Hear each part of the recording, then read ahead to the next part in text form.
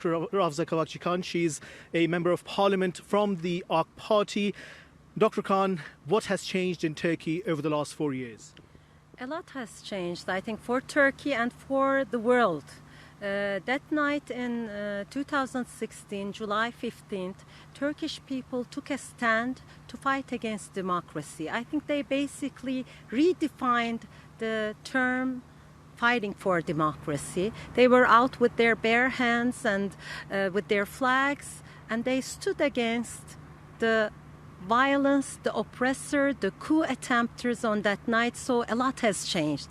Of course, we have lost 251 lives, our martyrs, and we have 2,194 people got wounded, and millions of unsung heroes were outside that night, and they stood against all the F-16 planes and the tanks and the people who actually wore the very uniform of our military and the traders, and they took a stand against them. So it was a very, very sad, horrific night, but we woke up to a wonderful morning. We're at the Grand National Assembly of Turkey, as you mentioned.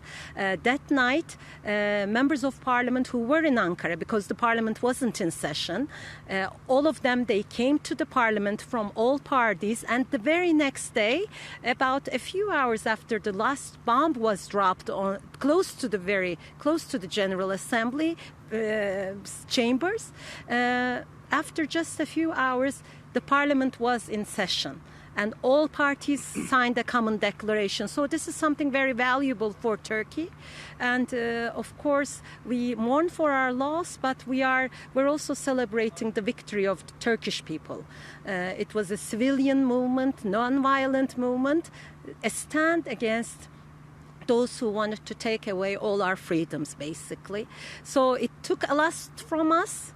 But also it brought us our unity, national unity. When we were out on the streets that night, Abdullah, there were people from all walks of life. There were people who voted for different parties. There were young people, there were old people, there were even non-Turkish citizens out on the streets who stood together in solidarity. This is very valuable. Of course, after that came a painful process of getting rid of this infiltration that had taken decades and decades. Slowly, the infiltration of the terrorists in different state institutions, private institutions. So that was a painful process. Most cases are completed. They came to a decision, and there are still court cases going on. And in this process, we want to make sure, as members of parliament and as Turkish citizens, that everybody gets a proper judicial hearing and are able to defend themselves, and the courts decide according to the rule of law if they're guilty or innocent. It's been a long process, but Turkey has come out of it much, much stronger. Now, we've heard from President Erdogan earlier. He talked about some international threats to Turkey. He talked about domestic threats. What more do you think needs to be done to address those threats?